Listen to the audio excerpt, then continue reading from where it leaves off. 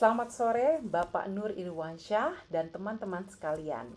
Hari ini saya akan mencoba menjelaskan metode JIS. Sebelumnya saya ingin bertanya, apakah teman-teman pernah mengalami kesulitan dalam memahami sebuah paragraf dan membuat sebuah rangkuman? Ya, saya juga pernah. Bahkan sampai sekarang pun saya masih belajar. Nah, dengan demikian, jika ya, maka metode JIS adalah jawabannya. Nah, sebelum kita membahas apa itu metode JIS, ada baiknya kita memperhatikan pandangan dari beberapa ahli.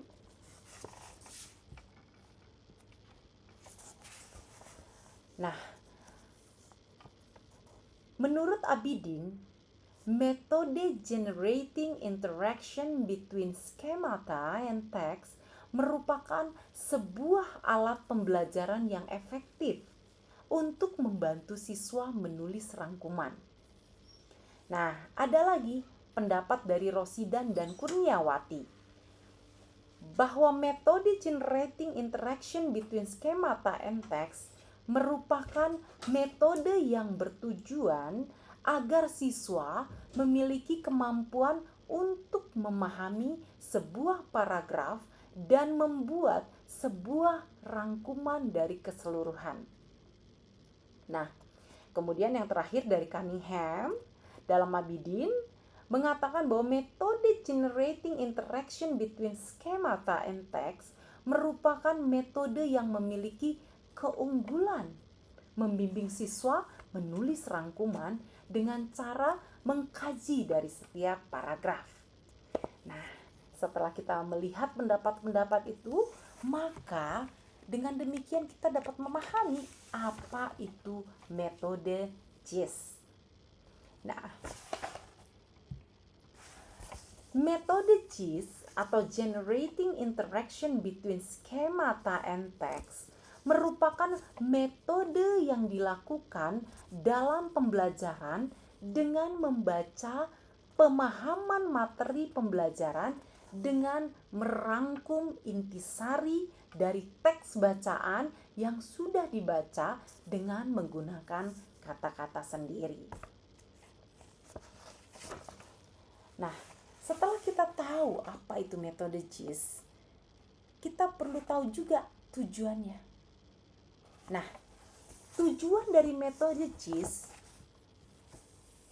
adalah agar siswa memiliki kemampuan untuk memahami intisari paragraf dengan cara menyediakan sebuah resep membaca dengan memproduksi intisari kalimat demi kalimat guna membangun intisari keseluruhan paragraf atau membuat intisari wacana berdasarkan intisari paragraf demi paragraf. Jadi itulah tujuan daripada metode JIS. Nah, selanjutnya kita akan membahas lalu tahapannya seperti apa. Setelah kita tahu apa itu metode JIS, kemudian tujuannya apa. Nah, sekarang kita perlu tahu tahapannya apa. Nah, ada 3 tahapan daripada metode JIS. Tahap prabaca, tahap membaca, dan tahap pasca baca. Mari kita bahas sama-sama ya. Nah, yang pertama adalah tahap prabaca. Nah, di dalam tahap prabaca, seorang guru perlu memilih wacana yang sesuai dengan tingkat perkembangan anak dan latar belakangnya. Jadi ketika kita ingin memberikan wacana kepada siswa, maka kita perlu pertimbangkan. Jikalau dia adalah kelas 7, maka wacana yang kita berikan adalah wacana yang dapat dipahami oleh murid kelas 7. Jikalau itu kelas 12, maka wacana yang kita berikan adalah yang dapat dipahami oleh kelas 12. Tidak terlalu mudah, tidak terlalu sulit, tapi pas, cocok untuk murid tersebut. Ya, karena sesuai dengan tingkat perkembangan anak. Kemudian yang kedua, setelah kita mendapatkan wacana tersebut, yang kita lakukan adalah kita jelaskan langkah-langkahnya. Ya, kita tidak bisa mengatakan kepada murid, saya berikan kamu wacana, silahkan lakukan tugas meringkas. Saya rasa itu tidak tepat, ya, karena nanti murid akan bingung dan tidak mengerti apa yang harus dilakukan. Oleh sebab itu kita sebagai guru, maka kita menjelaskan langkah-langkahnya dengan jelas kepada mereka sehingga mereka dapat mengikutinya dan tujuan pada akhirnya akan tercapai. Nah, setelah selesai dengan tahap pertama, itu tahap prabaca, tahap selanjutnya adalah tahap membaca. Lalu kita minta ya murid-murid kita untuk membaca. Yang pertama adalah siswa membaca paragraf. Nah, wacana yang diberikan tidak langsung dibaca keseluruhan, tetapi dia membaca paragraf terlebih dahulu. Sebelum membaca, siswa ditugaskan oleh guru agar pada saat akhir membaca paragraf, mereka mampu menulis intisari paragraf ke dalam satu kalimat yang terdiri atas kurang dari 20 kata. Nah, paragraf sebaiknya disajikan dengan menggunakan pewayang pandang atau proyektor, sehingga siswa tidak akan membaca paragraf berikutnya. Oke, nah kemudian setelah siswa sudah membaca satu paragraf, maka kita minta untuk mereka menulis rangkuman. Nah, untuk mereka menulis rangkuman, ya, pastinya mereka perlu juga mengambil kata-kata kunci dulu, baru mereka menulis rangkuman. Setelah siswa menyelesaikan paragraf pertama, pewayang pandang dimatikan. Selanjutnya siswa diharuskan menulis rangkuman atau intisari paragraf yang tadi dibacanya. Kegiatan ini lebih dilakukan dalam kelompok kerja kecil yang maksimal terdiri atas 5 orang siswa. Jika siswa sudah yakin bahwa intisari yang ditulisnya telah benar, tugas guru adalah meyakinkan kembali perasaan siswa tentang kebenaran intisari yang telah disusunnya. Ya, jadi ini memang peran guru sangat penting sekali dalam hal ini ya, sehingga murid memiliki kepercayaan diri yang tinggi. Nah, kalau sudah memiliki kepercayaan diri yang tinggi, biasanya murid akan terus maju, ya, akan terus berusaha, ya, untuk belajar dan memahami, ya. Kemudian yang ketiga adalah membaca dan menulis intisari paragraf berikutnya. Nah, setelah paragraf pertama diselesaikan, selanjutnya siswa ditugas bacakan untuk membaca paragraf kedua. Dan selanjutnya menulis intisari paragraf tersebut, demikian pula seterusnya. Jikalau itu paragrafnya ada 10 ya akan terus berkelanjutan ya. Hingga seluruh paragraf selesai siswa baca dan rangkum isinya. Itu untuk tahap membaca. Nah, setelah selesai tahap membaca, maka yang ketiga adalah tahap pasca baca. Apa yang harus dilakukan setelah mereka selesai membaca, ya, dan kemudian menulis rangkuman? Yang terakhir adalah menyusun rangkuman dari keseluruhan paragraf. Setelah semua paragraf tersusun intisarinya, siswa ditugaskan untuk menulis intisari keseluruhan wacana berdasarkan hasil kerjanya atas paragraf demi paragraf dan menyampaikan hasilnya di depan kelas pada tahap akhir pembelajaran siswa. Secara individu ditugaskan menulis intisari bacaan secara bebas, artinya menggunakan kemampuannya sendiri tanpa tergantung dari ringkasan kelompok yang tadi disusunnya. Nah, jadi memang pada tahap akhir ini kita memberikan kesempatan kepada murid untuk mempresentasikan apa yang sudah dia kerjakan, dan ini biasanya secara individu dulu supaya anak timbul kepercayaan dirinya dan dia yakin bahwa dia ternyata bisa. Ingat, peran guru di dalam hal ini terus membimbing supaya anak mau untuk terus mencoba, karena itu paling penting ya, terus mencoba di dalam belajar. Nah, sekarang setelah kita memahami metode, tujuan, dan tahapan, maka kita akan mencoba sama-sama ya bagaimana melakukan metode JIS ini. Baiklah, Sekarang kita akan praktekkan sama-sama.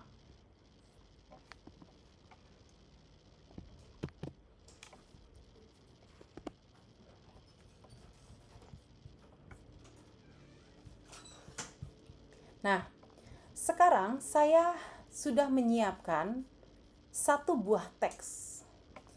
Kalau teman-teman lihat di sebelah kanan, teks yang sudah saya ambil adalah berjudul Suku Baduy Dalam.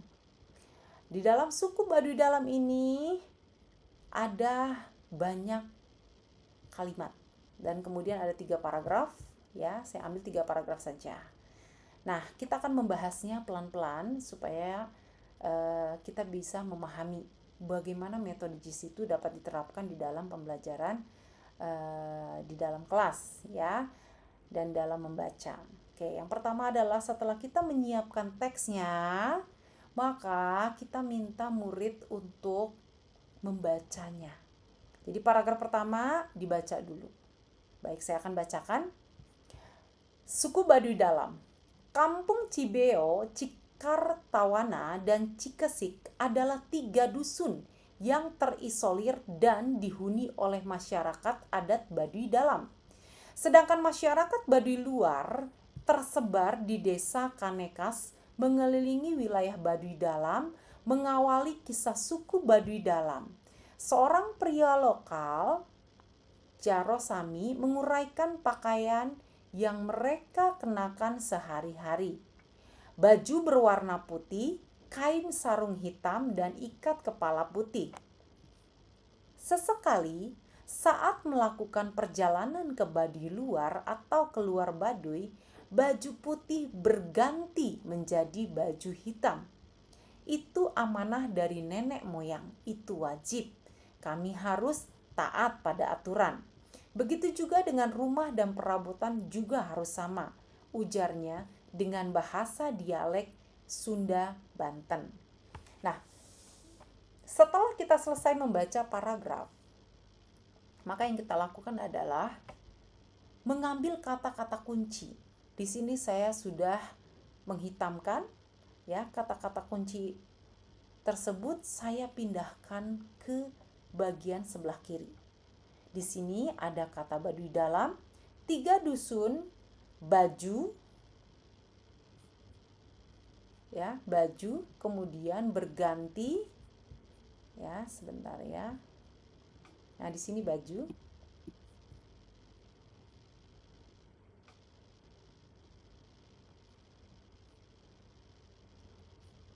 Ya, jadi bukan pakaian, mohon maaf. Di sini adalah baju, ya, yang saya harus hitamkan. Kemudian sebentar,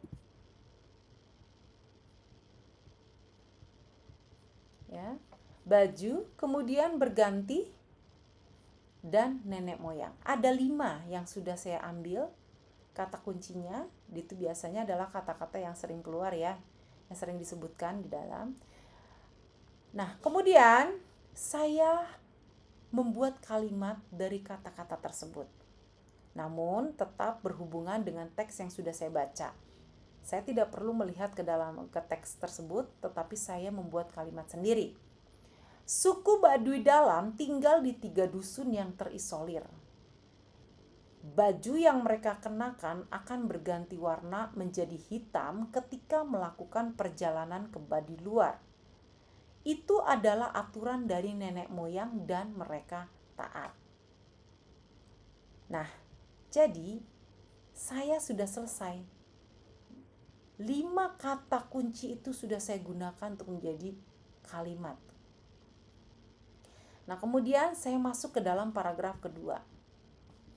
Bagi masyarakat Baduy Dalam, amanah leluhur adalah segala-galanya. Bila tak menaati, mereka akan terkena sanksi adat hingga dikeluarkan dari Baduy Dalam. Aturan warisan nenek moyang tersebut berdasarkan kepercayaan Sunda wiwitan dan harus dilestarikan supaya Baduy tidak hilang di telan zaman. Memang diakui Jaro Sami bahwa 140 kepala keluarga di kampung Cibeo selalu tinggal secara berpindah-pindah. Rumah tempat mereka tinggal direkatkan tanpa paku dan semen. Suku Baduy Dalam hanya menggunakan kayu, bambu, ijuk, dan daun pohon aren yang diikat menggunakan tali untuk mendirikan rumah. Setiap rumah hanya diperbolehkan menghadap utara dan selatan. Tak ada perbedaan bentuk rumah maupun perabotan yang digunakan setiap keluarga Baduy Dalam. Nah, di sini saya juga sudah mengambil 3 kata kunci yang saya hitamkan, yaitu sanksi adat, dilestarikan, kemudian rumah. Dari 3 kata kunci itu saya membuat kalimat. Kita mulai dari bagian ini.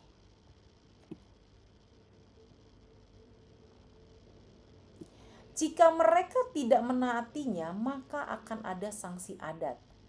Aturan itu harus dilestarikan. Rumah mereka tidak memiliki perbedaan bentuk dan perabotan. Saya sudah menggunakan semua kata kunci. Setelah selesai, saya mulai lagi. Pindah ke paragraf ketiga. Setiap orang yang telah menikah wajib menggarap lahan pertanian tanpa hak kepemilikan atas tanah. Kebun lahan pertanian yang mereka garap adalah milik adat.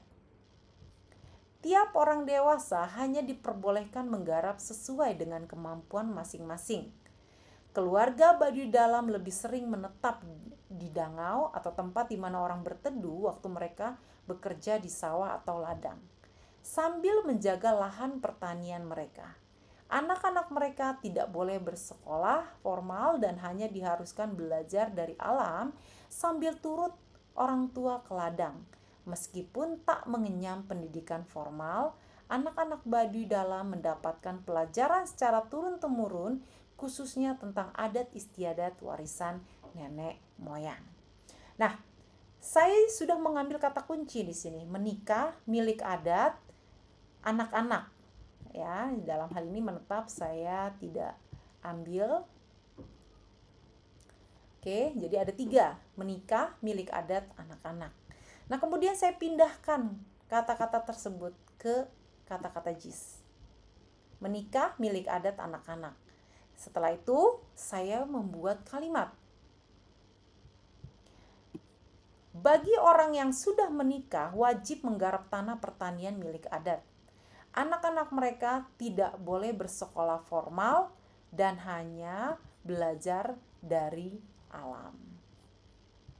Nah, setelah selesai membuat semua rangkuman tanpa melihat teks yang sudah dibaca, maka saya akan membacakannya sekali lagi. Suku Baduy Dalam tinggal di 3 dusun yang terisolir. Baju yang mereka kenakan akan berganti warna menjadi hitam ketika melakukan perjalanan ke Baduy luar. Itu adalah aturan dari nenek moyang dan mereka taat. Jika mereka tidak menaatinya, maka akan ada sanksi adat. Aturan itu harus dilestarikan. Rumah mereka tidak memiliki perbedaan bentuk dan perabotan. Bagi orang yang sudah menikah, wajib menggarap tanah pertanian milik adat. Anak-anak mereka tidak boleh bersekolah formal dan hanya belajar dari alam.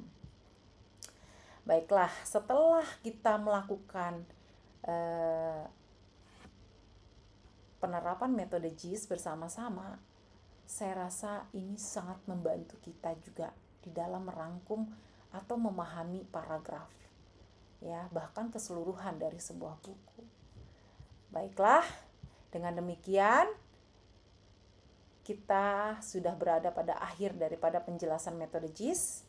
Saya harap teman-teman bisa mempraktekannya di rumah atau mengajarkannya kepada murid-murid sehingga murid-murid semakin berkembang di dalam kemampuan membacanya.